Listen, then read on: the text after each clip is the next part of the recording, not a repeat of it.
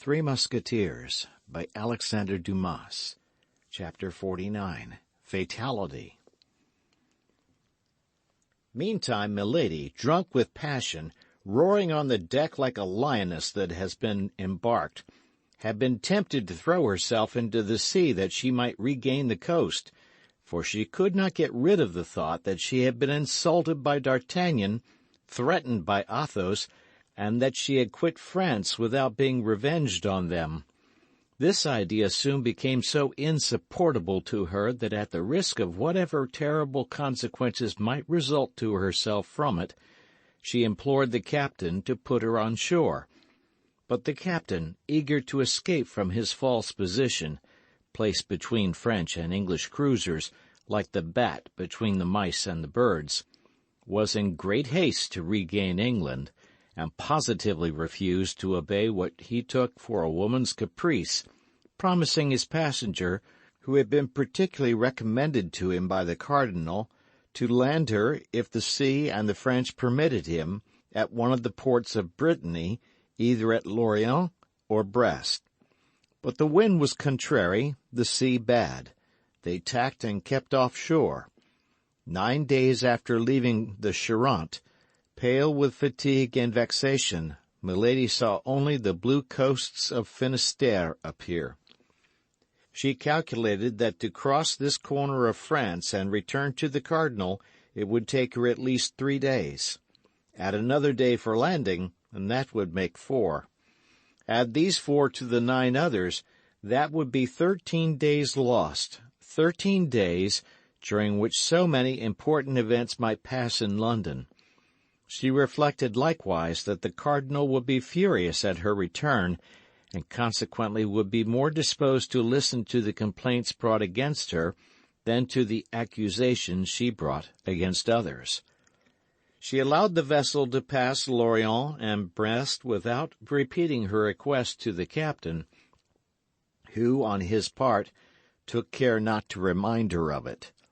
Milady therefore continued her voyage, and on the very day that Planchet embarked at Portsmouth for France, the messenger of his Eminence entered the port in triumph. All the city was agitated by an extraordinary movement. 4 large vessels, recently built, had just been launched. At the end of the jetty, his clothes richly laced with gold, glittering, as was customary with him, with diamonds and precious stones, his hat ornamented with a white feather which drooped upon his shoulder, Buckingham was seen surrounded by a staff almost as brilliant as himself. It was one of those rare and beautiful days in winter when England remembers that there is a sun. The star of day, pale but nevertheless still splendid, was setting in the horizon, glorifying at once the heavens and the sea with bands of fire, and casting upon the towers and the old houses of the city a last ray of gold which made the windows sparkle like the reflection of a conflagration.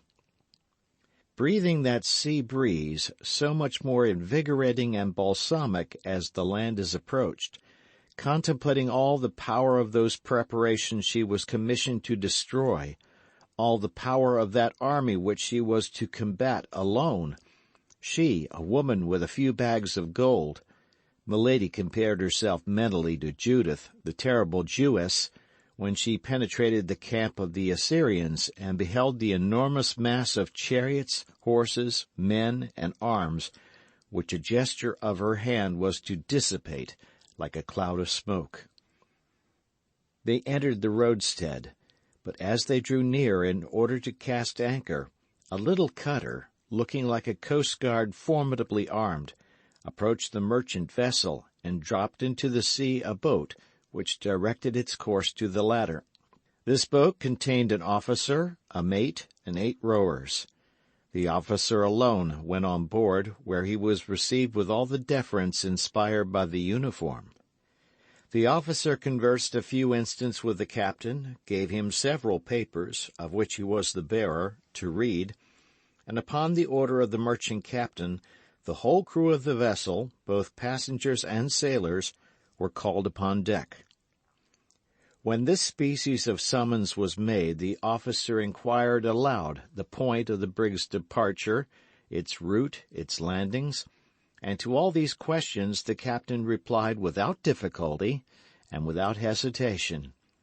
Then the officer began to pass in review all the people, one after the other, and stopping when he came to Milady, surveyed her very closely, but without addressing a single word to her. He then returned to the captain, said a few words to him, and as if from that moment the vessel was under his command, he ordered a maneuver which the crew executed immediately. Then the vessel resumed its course, still escorted by the little cutter, which sailed side by side with it, menacing it with the mouths of its 6 cannon. The boat followed in the wake of the ship, a speck near the enormous mass. During the examination of Milady by the officer, as may well be imagined, Milady on her part was not less scrutinizing in her glances. But however great was the power of this woman with eyes of flame in reading the hearts of those whose secret she wished to divine, she met this time with a countenance of such impassivity that no discovery followed her investigation. The officer who had stopped in front of her and studied her with so much care might have been 25 or 26 years of age. He was of pale complexion, with clear blue eyes, rather deeply set. His mouth, fine and well cut, remained motionless in its correct lines. His chin, strongly marked, denoted that strength of will which in the ordinary Britannic type denotes mostly nothing but obstinacy. A brow a little receding, as is proper for poets, enthusiasts, and soldiers, was scarcely shaded by short, thin hair which, like the beard which covered the lower part of his face, was of a beautiful, deep chestnut color. When they entered the port, it was already night. The fog increased the darkness, and formed round the stern lights and lanterns of the jetty a circle like that which surrounds the moon when the weather threatens to become rainy. The air they breathed was heavy, damp, and cold. Milady, that woman so courageous and firm, shivered in spite of herself. The officer desired to have Milady's packages pointed out to him, and ordered them to be placed in the boat. When this operation was complete, he invited her to descend by offering her his hand. Milady looked at this man and hesitated. "Who are you, sir?" asked she, "who has the kindness to trouble yourself so particularly on my account?" "You may perceive, madame, by my uniform that I am an officer in the English navy," replied the young man. "But is it the custom for the officers in the English navy to place themselves at the service of their female compatriots when they land in the port of Great Britain, and carry their gallantry so far as to conduct them ashore?" "Yes, madame, it is the custom, not from gallantry but prudence, that in time of war foreigners should be conducted to particular hotels, in order that they may remain under the eye of the government until full information can be obtained about them." These words were pronounced with the most exact politeness and the most perfect calmness. Nevertheless, they had not the power of convincing Milady. "But I am not a foreigner, sir," said she, with an accent as pure as ever was heard between Portsmouth and Manchester. "My name is Lady Clarick, and this measure—" "This measure is general, madame, and you will seek in vain to evade it." "I will follow you, then, sir." Accepting the hand of the officer, she began the descent of the ladder, at the foot of which the boat waited. The officer followed her. A large cloak was spread at the stern. The officer requested her to sit down upon this cloak, and placed himself beside her. "Row," said he to the sailors. The 8 oars fell at once into the sea, making but a single sound, giving but a single stroke, and the boat seemed to fly over the surface of the water. In 5 minutes they gained the land. The officer leaped to the pier and offered his hand to Milady. A carriage was in waiting. "Is this carriage for us?" asked Milady. "Yes, madame," replied the officer. "The hotel, then, is far away?" "At the other end of the town." "Very well," said Milady, and she resolutely entered the carriage. The officer saw that the baggage was fastened carefully behind the carriage, and this operation ended, he took his place beside Milady and shut the door. Immediately, without any order being given or his place of destination indicated, the coachman set off at a rapid pace and plunged into the streets of the city. So strange a reception naturally gave Milady ample matter for reflection. So, seeing that the young officer did not seem at all disposed for conversation, she reclined in her corner of the carriage, and one after the other passed in review all the surmises which presented themselves to her mind. At the end of a quarter of an hour, however, surprised at the length of the journey, she leaned forward toward the door to see whither she was being conducted. Houses were no longer to be seen. Trees appeared in the darkness like great black phantoms chasing one another. Milady shuddered. "But we are no longer in the city, sir," said she. The young officer preserved silence.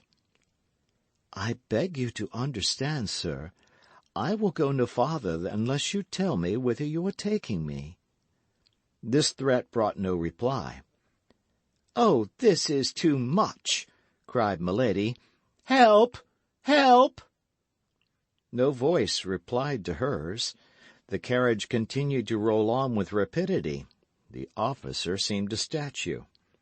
Milady looked at the officer with one of those terrible expressions peculiar to her countenance, and which so rarely failed of their effect. Anger made her eyes flash in the darkness. The young man remained immovable. Milady tried to open the door in order to throw herself out. "Take care, madame," said the young man coolly. "You will kill yourself in jumping." Milady reseated herself, foaming. The officer leaned forward, looked at her in his turn, and appeared surprised to see that face, just before so beautiful, distorted with passion and almost hideous. The artful creature at once comprehended that she was injuring herself by allowing him thus to read her soul. She collected her features, and in a complaining voice said, "In the name of heaven, sir, tell me, if it is to you, if it is to your government, if it is to an enemy I am to attribute the violence that is done me?" "No violence will be offered to you, madame, and what happens to you is the result of a very simple measure which we are obliged to adopt with all who land in England." "Then you don't know me, sir?" "It is the first time I have had the honor of seeing you." "And on your honor you have no cause of hatred against me?" "None, I swear to you." There was so much serenity, coolness, mildness even, in the voice of the young man that Milady felt reassured. At length, after a journey of nearly an hour, the carriage stopped before an iron gate, which closed an avenue leading to a castle severe in form, massive and isolated.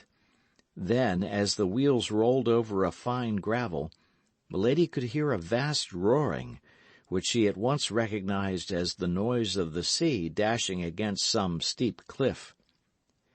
The carriage passed under 2 arched gateways, and at length stopped in a court, large, dark, and square. Almost immediately the door of the carriage was opened. The young man sprang lightly out and presented his hand to Milady, who leaned upon it, and in her turn alighted with tolerable calmness. "Still, then, I am a prisoner," said Milady, looking around her, and bringing back her eyes with a most gracious smile to the young officer. "But I feel assured it will not be for long," added she, My own conscience and your politeness, sir, are the guarantees of that."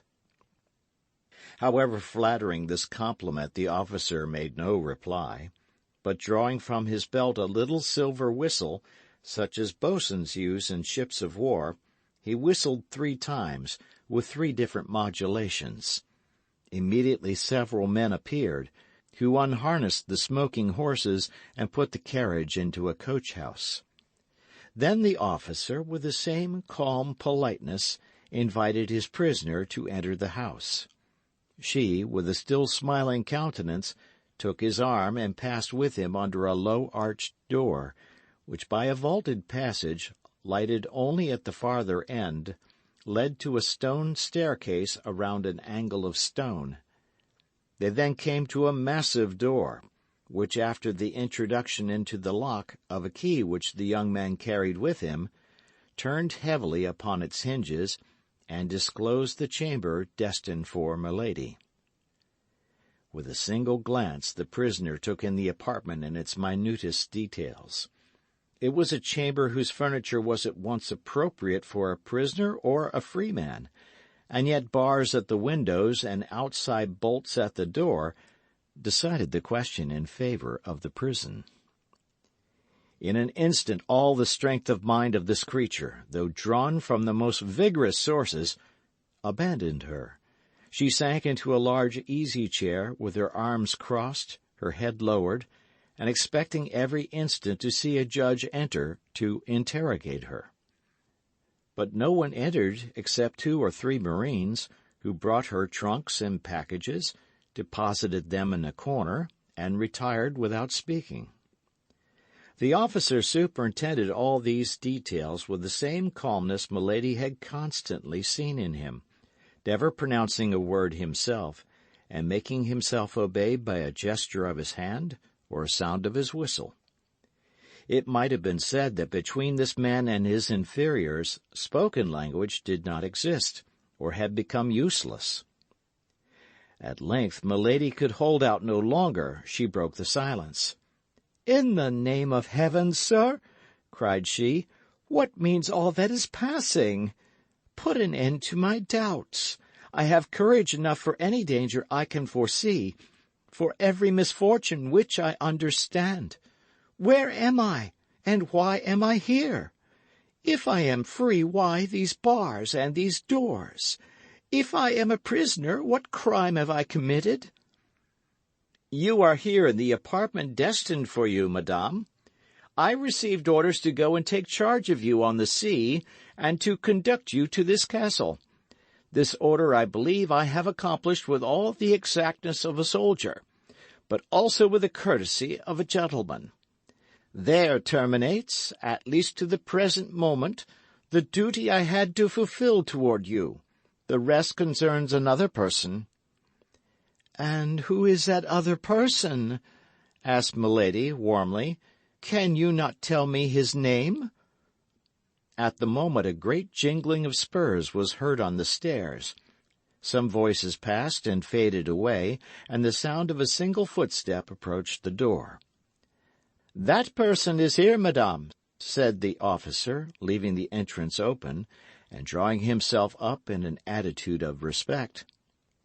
At the same time the door opened. A man appeared on the threshold. He was without a hat, carried a sword, and flourished a handkerchief in his hand. Milady thought she recognized this shadow in the gloom. She supported herself with one hand upon the arm of the chair, and advanced her head as if to meet a certainty. The stranger advanced slowly, and as he advanced, after entering into the circle of light projected by the lamp, Milady involuntarily drew back. Then, when she had no longer any doubt, she cried in a state of stupor, "What, my brother, is it you?" "Yes, fair lady," replied Lord de Winter, making a bow, half courteous, half ironical. "It is I, myself." "But this castle, then?" "Is mine." "This chamber?" "Is yours." "I am, then, your prisoner?" "Nearly so." But this is a frightful abuse of power. No high-sounding words. Let us sit down and chat quietly, as brother and sister ought to do." Then, turning toward the door, and seeing that the young officer was waiting for his last orders, he said, "All is well, I thank you. Now leave us alone, Mr. Felton." End of chapter.